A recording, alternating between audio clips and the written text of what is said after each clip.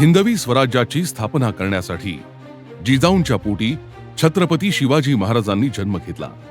समस्त पददलित, शोषित, बहुजन भारतीयांना समानतेचा न्याय हक्क मिळवून देण्यासाठी भीमाईच्या पोटी डॉक्टर बाबासाहेब आंबेडकर जन्माला आले. महाराष्ट्रातील दीनदुबळ्या गरिबांना शिक्षणाची दारं खुली करण्यासाठी गंगाबाईंच्या पोटी कर्मवीर भाऊराव पाटील यांचा जन्म झाला.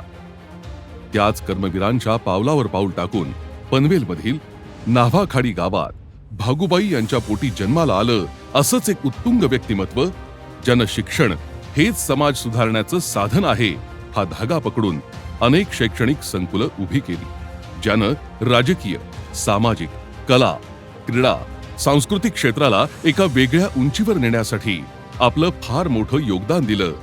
त्यांचं नाव रामशेठ ठाकूर.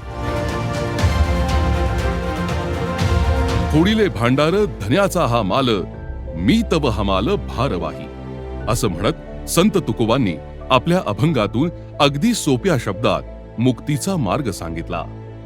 या अभंगाच्या आशयाप्रमाणेच मी सोबत काहीच घेऊन आलो नव्हतो, तो जे भरभरून देतोय ते मी त्याचं त्याला परत करतोय, मी फक्त त्याच्या संपत्तीचा भारवाहक हमाल आहे असं म्हणत आपल्या वर्तनातून जगणारा सदाशील आणि दानशूर माणूस. एका सामान्य आणि गरीब कुटुंबात जन्म घेऊन ज्यानं आपल्या उत्तुंग ध्येयासक्तीनं, प्रचंड मेहनतीनं आपल्या श्रमात आणि कामात राम शोधला. परिवर्तनशील शिक्षकाबरोबरच यशस्वी उद्योजक होऊन आपल्या कमाईतील धनाला सत्कार्याच्या दानानं सजवलं. असा लोकनेता ज्यानं उद्योग, शिक्षण, समाज, राजकारण अशा सगळ्याच क्षेत्रात आपलं असामान्य वर्चस्व निर्माण केलं. ज्यानं आपल्या उद्योगातून अनेकांचे संसार उभे केले, दातृत्वानं लाखोंचे आधारवड झाले, नेतृत्वानं अनेकांचं राजकीय भवितव्य घडवलं. लोकांनी ज्याला आपल्या हृदय सिंहासनावर विराजमान केलं असा लोकमान्य लोकनेता रामशेठ ठाकूर. रायगड जिल्ह्यातील पनवेल तालुक्यात नाव्हाखाडी हे समुद्र किनारी बसलेलं आगरी कोळी बांधवांचं एक छोटंसं गाव. या गावात एका गरीब कुटुंबात ऋषी पंचमीच्या दिवशी शनिवार दिनांक 16 सप्टेंबर 1950 रोजी राम जन्मला. मात्र शाळेच्या जनरल रजिस्टरमध्ये गुरुजींनी रामची जन्मतारीख 2 जून 1951 नोंदवली आणि रामच्या जन्मतारखेचा पुनर्जन्म झाला. आई भागुबाई आणि वडील चांगू काना ठाकूर यांनी थोरल्या रामसह आपल्या 9 मुलांना काबाड कष्ट करून वाढवलं, आचार, विचार आणि संस्कारांनी घडवलं. नाव्हाखाडीतील शाळेतून सुरू झालेलं रामचं प्राथमिक शिक्षण काही काळ माणगाव आणि पुढे गव्हाणमधील प्राथमिक शाळेबरोबरच छत्रपती शिवाजी विद्यालय गव्हाणच्या माध्यमिक शाळेत 11वी पर्यंत पार पडलं. शिक्षण घेत असतानाच रामनं समुद्रातील रेती काढण्यापासून ते पनवेल उरण रेल्वे मार्गावर रोजंदारीचं काम करून कुटुंबाला आर्थिक हातभार लावण्याची जबाबदारी घेतली, ती अगदी कोवळ्या वयात. मॅट्रिक झाल्यानंतर उच्च शिक्षणासाठी साताऱ्यातील कर्मवीर भाऊराव पाटील यांच्या छत्रपती शिवाजी महाविद्यालयात प्रवेश घेऊन कमवा आणि शिका या कर्मवीर भाऊरावांनी सुरू केलेल्या योजनेत रामनं काही काळ शिक्षण घेतलं. कर्मवीरांच्या शैक्षणिक विचार आणि कार्याचा संस्कार रामच्या मनावर खोलवर रुजला आणि आजपर्यंत त्या विचारांनीच रामला समृद्ध बनवलं. आपण शिक्षकच व्हायचं म्हणून स्वप्न उराशी घेऊन शिक्षणासाठी साताऱ्यात गेलेल्या रामनं BA होऊन आपलं स्वप्न सत्यात उतरवलं आणि राम ठाकूर सर VK हायस्कूलमध्ये शिक्षक म्हणून रुजू झाले.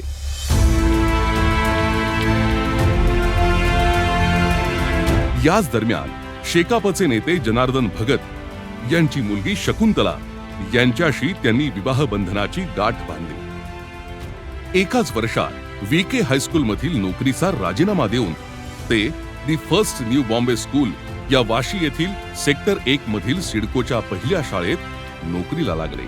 सिडकोच्या शाळेत नोकरी करत असतानाच त्यांना मिळालेली व्यावसायिक संधी त्यांचं संपूर्ण आयुष्य बदलण्यास कारणीभूत ठरली.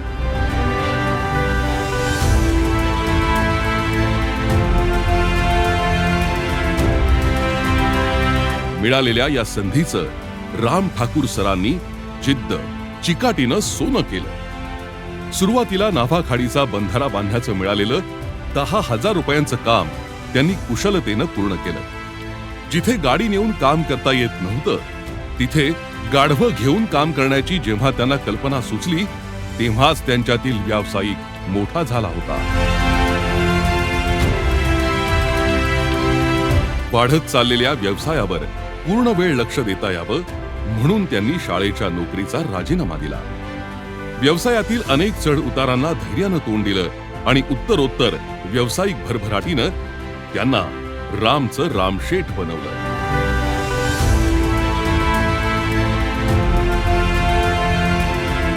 सुरुवातीला 10,000 रुपयांनी सुरू केलेल्या कामाची वार्षिक उलाढाल आज 900 कोटींपर्यंत पोहोचली आहे. प्रामाणिकपणा आणि प्रचंड मेहनत, कल्पक दृष्टी, योग्य निर्णय क्षमता हेच त्यांच्या यशाचं रहस्य आहे. याच दरम्यान त्याच्या संसारिक सुखात प्रशांत आणि परेश या 2 मुलांनी प्रवेश केल्यानं व्यवसायाबरोबर संसारही बहरला. जनार्दन भगत साहेबांच्या कार्यकर्तृत्वानं रामशेठ लहानपणापासूनच प्रभावित झाले होते. दिबा पाटील साहेब तसंच जनार्दन भगत साहेबांची आंदोलनं त्यांनी लहानपणापासून पाहिली, अनुभवली. अन्यायाविरुद्ध उभं राहण्याचं बाळकडू त्यांना यातूनच मिळालं. नवी मुंबईची निर्मिती करण्यासाठी सिडको करत असलेल्या अन्यायकारक जमीन संपादनाविरोधात सन 1981 आणि 1984च्या आंदोलनात त्यांचा सक्रिय सहभाग होता. 1984च्या आंदोलनात त्यांना आंदोलनाचं नेतृत्व करण्याची संधी मिळाली. 31-32 लोक गोळीबारामध्ये जखमी झाले. शेकडो लोकांना लाठीमार आणि कुदरामध्ये पिवळत पडावं लागलं. आणि अशा पद्धतीनं या लढाईची किंमत म्हणून या लढाईनं सरकारी घाबरलं, शिडको तर घाबरली, पण सरकारी घाबरलं आणि मग तिथं आपण 12.5 तिथं न्याय लावून झालं. जनार्दन भगत साहेबांच्या नंतर आघाडीचे नेते म्हणून उरण पनवेलमध्ये त्यांनी शेतकरी कामगार पक्षाची मजबूत बांधणी केली. जेएनपीटी प्रकल्पग्रस्तांवरील अन्यायामुळे सिडको विरोधात त्यांनी दंड थोपटले. त्यांनी केलेल्या आंदोलनांमुळे जेएनपीटी प्रशासनाला प्रकल्पग्रस्त तरुणांसाठी नोकर भरती करावी लागली. प्रकल्पग्रस्त महिला आणि अपंगांना नोकरीत प्राधान्य द्यावं लागलं. प्रकल्पग्रस्त शेतकऱ्यांना 12.5% भूखंड मिळवून देण्यासाठी सिडको विरुद्ध अनेक आंदोलनं उभी करणारा हा शेतकरी कामगार पक्षाचा आधारवड कायम निवडणुकीच्या राजकारणापासून दूर राहिला. मात्र किंग मेकर म्हणून शेका पक्षात त्यांचं महत्वाचं स्थान होतं.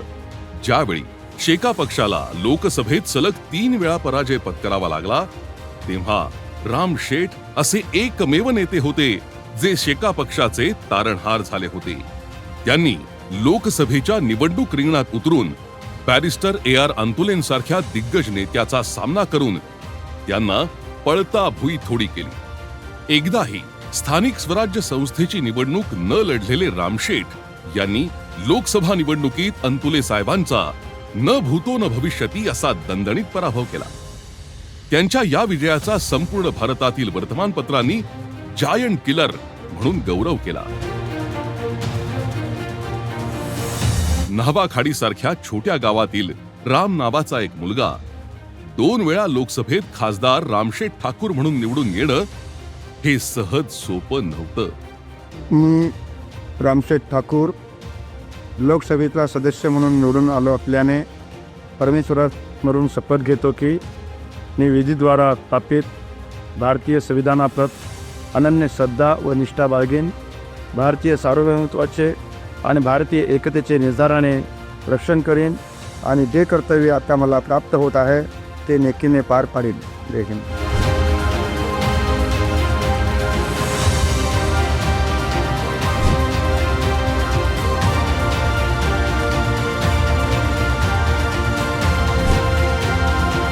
ही रामशेठ यांच्या कर्तृत्वाची सगळ्यात मोठी कमाई होती. नाहवा खाडीचा राम ते खासदार रामशेठ ठाकूर हा प्रवास रामशेठ यांच्या तपस्येचा, निष्ठेचा, प्रामाणिकपणाचा आणि अविरत मेहनतीचा होता. त्यांनी डबघाईला आलेल्या शेका पक्षाला नवसंजीवनी दिली होती. आपल्या कष्टानं आणि आर्थिक पाठबळानं जो शेकाप त्यांनी उभा केला त्याच पक्षातील नेते जेव्हा त्यांची अवहेलना करू लागले तेव्हा त्यांच्यातील स्वाभिमानी राम दुखावला आणि त्याच वेळी त्यांनी शेकाप सोडण्याचा निर्णय घेतला. त्यांच्या शेकाप सोडण्यानं शेकापमध्ये राम उरला नाही.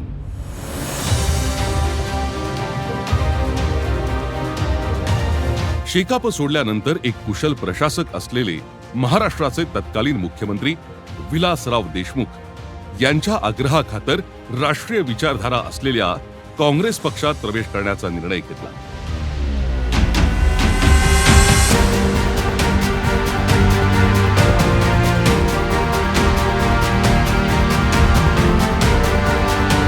मुख्यमंत्री विलासराव देशमुख, महाराष्ट्र प्रदेश काँग्रेस समितीच्या अध्यक्षा प्रभा राव, बॅरिस्टर AR अंतुले, पतंगराव कदम, माजी आमदार रविशेठ पाटील, शेका पक्षापासून फारकत घेतलेले माजी विरोधी पक्ष नेते ॲडव्होकेट दत्ता पाटील, माजी खासदार आणि प्रकल्पग्रस्तांचे नेते दिबा पाटील यांच्या प्रमुख उपस्थितीत रामशेठ ठाकूर यांचा पक्षप्रवेश हा हजारो कार्यकर्त्यांच्या उपस्थितीत झालेला अभूतपूर्व सोहळा होता.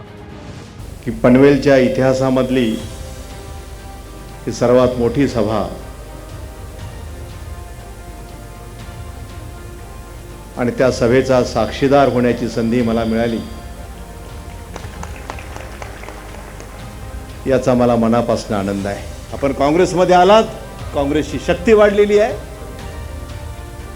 आणि राज्याचा मुख्यमंत्री म्हणून मी तुम्हाला आश्वासन देऊ इच्छितो की तुम्हाला सन्मानानेच काँग्रेसमध्ये वागवलं जाईल.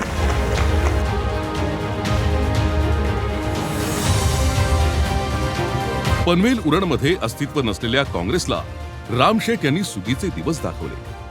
पनवेल उरण तालुक्यातील ग्रामपंचायतींबरोबरच पनवेल नगरपालिकेवर कित्येक वर्ष काँग्रेसला न फडकवता आलेला आपला झेंडा रामशेठ यांच्यामुळे फडकवता आला.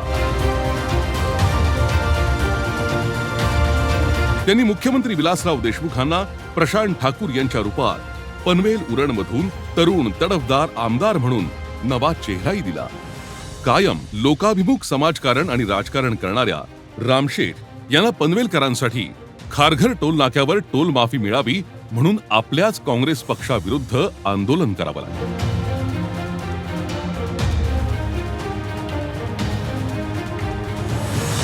जोपर्यंत सरकार आमच्या स्थानिक वाहनांना टोल माफ करत नाही तोपर्यंत आंदोलन चालू राहणार आहे. पनवेलकरांना टोल माफी मिळावी म्हणून त्यांनी अनेक वेळा अर्ज विनंत्या करूनही त्याकडे दुर्लक्ष केलं. तत्कालीन मुख्यमंत्री पृथ्वीराज चव्हाण यांच्याकडून मानहानीपूर्वक वागणूक मिळाली तेव्हा मात्र त्यांच्यातील स्वाभिमानी राम प्रचंड दुखावला.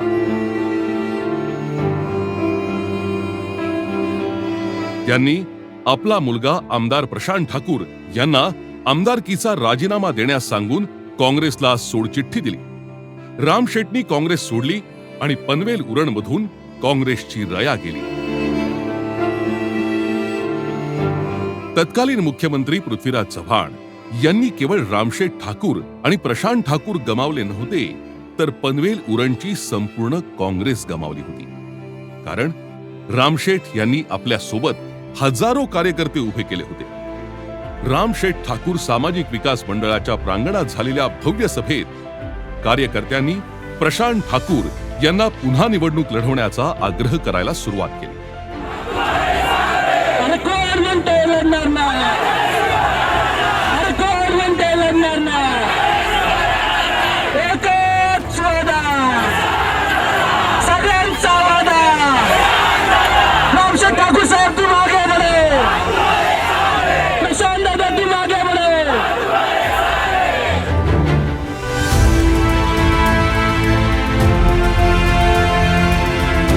याच कालावधीत केंद्रीय मंत्री नितीन गडकरी यांनी संपर्क करून पनवेलकरांना भाजपच टोल माफी देईल असं आश्वासन देऊन भाजपमध्ये प्रवेश करण्यास सांगितलं.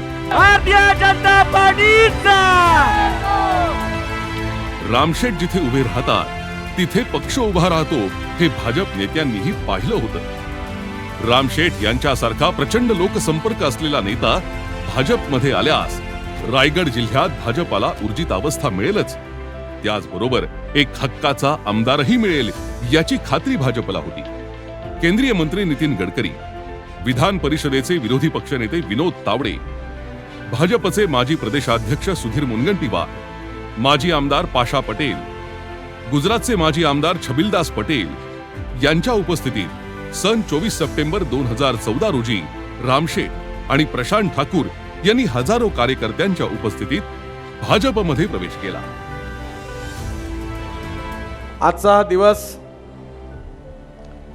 विशेषतः पनवेलच्या इतिहासात लक्षात ठेवण्यासारखा दिवस आहे.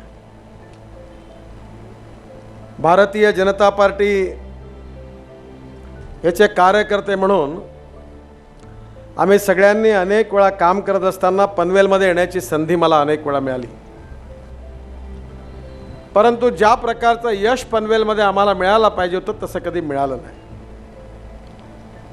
पण आज रामशेठ ठाकूर यांच्यासारखा एक लोकमान्य लोकनेता आणि या जनतेचा विश्वास संपादन करणारा प्रशांत ठाकूर सारखा एक लोकप्रिय लोकप्रतिनिधी हे दोघेही जण आज आमच्या पक्षात आले. कारण आमच्या सगळ्यांच्या मनामध्ये नेहमी ही भावना असते की आमचा पक्ष मोठा कसा झाला पाहिजे. आणि आज ह्या रामशेठजीमुळे आणि प्रशांतजींमुळे भारतीय जनता पार्टीची शक्ती या पनवेलच्या क्षेत्रामध्ये, या जिल्ह्यामध्ये, या छत्रपती शिवाजी महाराजांच्या भूमीमध्ये मजबूत होणार आहे, वाढणार आहे, याचा मला मनापासून अतिशय आनंद आहे. याच दिवशी रायगड मधील काँग्रेसला घरघर लागली. कारण आता काँग्रेसमध्ये राम राहिला नव्हता.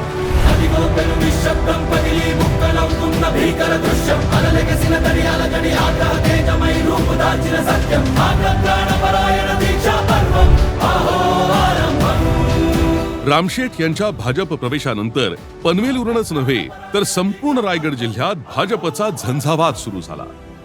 2014 साली झालेल्या विधानसभा निवडणुकीमध्ये प्रशांत ठाकूर मोठ्या मताधिक्यानं निवडून आले आणि रायगडमधील भाजपचे पहिले आमदार झाले. पनवेलमध्ये भाजपचं कमळ फुललं. 2017 साली नव्यानं स्थापन झालेल्या पनवेल महानगरपालिकेची निवडणूक भाजपनं रामशेठ ठाकूर यांच्या नेतृत्वात लढवली आणि 78 पैकी 51 जागा जिंकत आपला महापौर विराजमान केला. परेश ठाकूर यांनी सभागृह नेते म्हणून सभागृहाचं नेतृत्व हाती घेतलं आणि विकास कामांचा अक्षरशः धडाका लावला. 2024 ला प्रशांत ठाकूर भाजपमधून आमदार म्हणून तिसऱ्यांदा निवडून आले. पनवेलमध्ये भाजपच्या विजयाची मालिका सुरूच राहिली. 2026 साली झालेल्या पनवेल महापालिकेच्या दुसऱ्या निवडणुकीतही भाजप महायुतीनं 59 जागा जिंकत सलग दुसऱ्यांदा आपला महापौर विराजमान केला. पनवेलमधील संपूर्ण पंचायत समित्या आणि अगदी रायगड जिल्हा परिषदेत भाजपचा जिल्हा परिषद अध्यक्ष बसवून विजयाचा आलेख उंचावत नेला. ही रामशेठ यांच्या नेतृत्वाची जादू होती. रामशेठ लोकनेता झाले तरी त्यांच्यातला शिक्षक त्यांनी कायम जागता ठेवला. एक वेळ शिक्षक म्हणून त्यांनी नोकरी केली. मात्र पुढे व्यावसायिक झाल्यानंतर जनार्दन भगत शिक्षण प्रसारक संस्थेचे सर्वेसर्वा होऊन त्यांनी स्वतःच्या इंग्रजी आणि मराठी माध्यमाच्या शाळा, महाविद्यालय इतकंच नाही तर विधी महाविद्यालय स्थापन करून लाखो विद्यार्थ्यांना शिक्षणाच्या प्रवाहात आणलं आणि हजारो शिक्षकांना नोकऱ्या दिल्या. त्यांच्या विधी महाविद्यालयातून वकालत मिळालेला विद्यार्थी न्यायाधीश झाला. हे जे ऋषिकेश पाटील आहेत हे जज झालेत, आता न्यायाधीश झालेले आहेत. हे शिकेटीला कॉलेजला शिकले, पण त्याच्यापेक्षा माझ्या आईचं नावाचं जे लॉ कॉलेज आहे तिथेही ते शिकलेले आहेत. आपल्या कॉलेजचं आमची मान उंचावण्याचं काम पहिल्यांदा यांनी केलं, कारण हे आमच्या कॉलेजचे पहिले जज आहेत, कॉलेज बंद झालेले पहिले जज आहेत. कर्मवीर भाऊरावांच्या शैक्षणिक कार्याचा वसा घेऊन रामशेठ यांनी उभी केलेली ज्ञान मंदिरं त्यांचा श्वास आणि ध्यास झाली. स्वतःच्या शिक्षण संस्थेबरोबर त्यांनी रयत शिक्षण संस्थेच्या अनेक शाळा आणि महाविद्यालयांचा स्वखर्चानं जीर्णोद्धार केला. ते ज्या छत्रपती शिवाजी विद्यालय गव्हाण या शाळेत शिकले, ती शाळा जेव्हा जीर्णावस्थेत आली तेव्हा त्यांनी स्वखर्चानं ती पुन्हा बांधून दिली आणि खासदार झाल्यानंतर त्या शाळेच्या नूतन इमारतीचं उद्घाटन केलं. मोखाडासारख्या आदिवासी भागात आदिवासी विद्यार्थ्यांना अत्याधुनिक शिक्षण प्रणालीनं उच्च शिक्षण घेता यावं म्हणून त्यांनी महाविद्यालयाची सुसज्ज इमारत उभी करून दिली.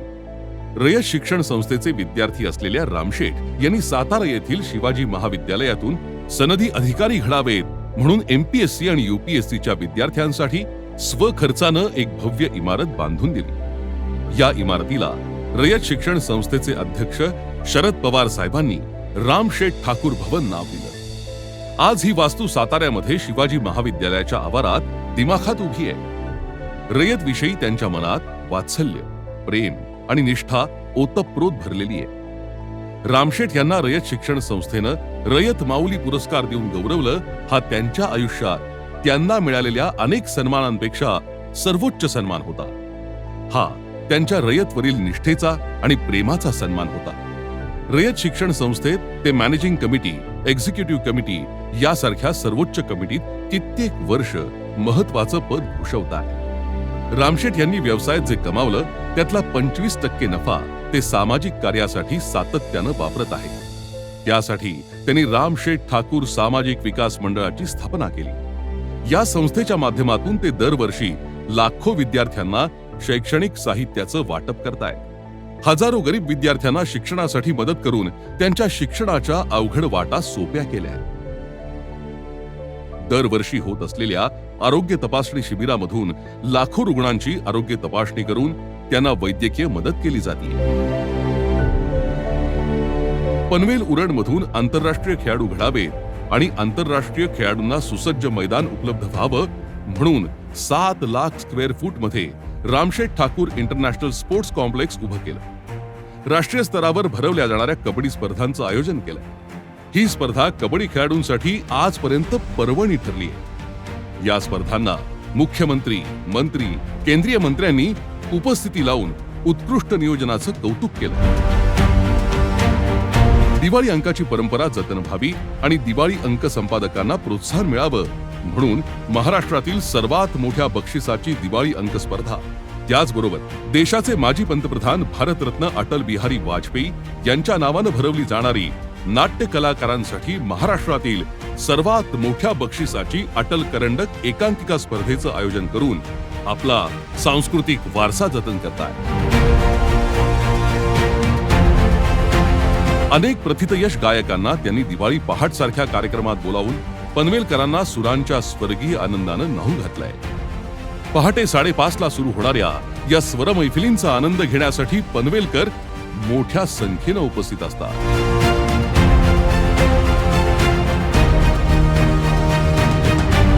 गव्हाण ग्रामपंचायतीसाठी सिडकोकडून जागा घेऊन 21,000 स्क्वेअर मीटरचं भव्य मैदान, त्याचबरोबर छत्रपती शिवाजी महाराजांचा भव्य पुतळा उभारण्यासाठी 5,000 स्क्वेअर मीटरची जागा उपलब्ध करून दिली.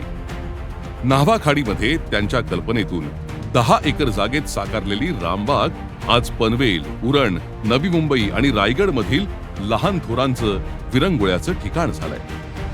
रामशेठ यांनी आयुष्याच्या सुरुवातीच्या काळात म्हणजे अगदी शिक्षक होईपर्यंत आपण संपूर्ण जगाची भ्रमंती करू असं स्वप्नात देखील विचार केला नव्हता. मात्र व्यवसायानं जशी आयुष्याला कलाटणी दिली तशी जीवनाकडे पाहण्याची व्यापकताही वाढली. केवळ पर्यटन म्हणून नाही तर जगाच्या इतिहासातील व्यावसायिक अनुबंध अभ्यासण्यासाठी जगाकडे पाहिलं. जग फिरताना ते कधी एकटे फिरले नाही तर स्वखर्चानं आपल्या मित्रांचा, नातेवाईकांचा गोतावळा सोबत घेऊन अनेक देश फिरले. कुटुंबासोबत त्यांनी परदेशात अनेक सफरी केल्या. पत्नीला, मुलांना, सुनांना, नातवंडांना जग दाखवलं. त्यांच्यासोबत आयुष्यातले सुंदर क्षण वेचले. एका पत्नीचा आदर्श पती, मित्रांचा जिवलग मित्र, मुलांचा आदर्श वडील, नातवंडांचा आदर्श आजोबा, सुनांचा आदर्श सासरा, आदर्श भाऊ, आदर्श व्यावसायिक, आदर्श राजकारणी असलेले रामशेठ एक व्यक्ती नसून ते एक संघटन आहे. आपल्या आयुष्यात त्यांनी जे केलं ते भव्य दिव्य केलं. दानशूरपणा हा त्यांचा स्थायी भाव त्यांनी कायम जपला.